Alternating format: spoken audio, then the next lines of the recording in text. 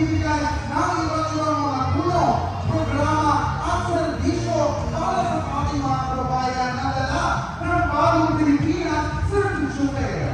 Kami pong inaanyayahan ang ating mga itinagalan na bisita na mamunas na bahagi ng mga tulong at programa para sa ating mga kababayan.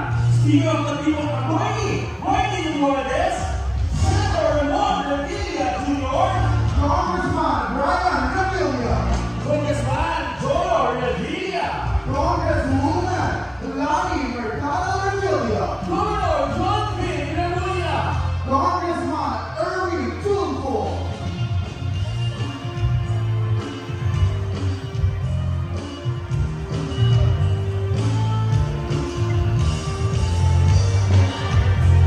Pangunahan ng Bureau of Fisheries and Aquatic Resources sa pamumuno ni Regional Director Sammy Malvas ang paggawa ng post-harvest technology package para sa pagsasanay at paggamitan ng kadiwa direct sa siyang na samahan ng mga mangingisda sa mga baybayin, lungsod at munisipalidad ng Cavite bilang kabuhayan para sa mga naapektuhan ng insidente na oil spill.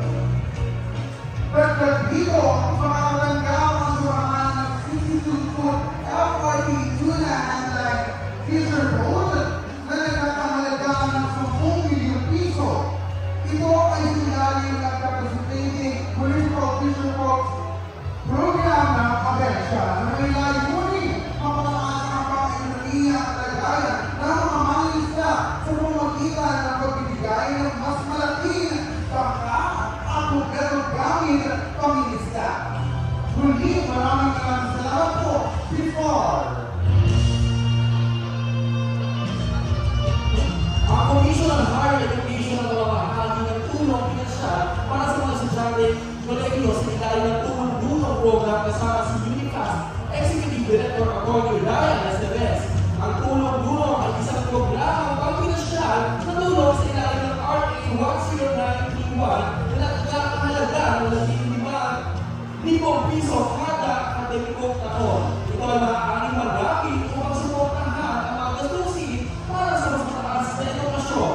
Maraming salamat po!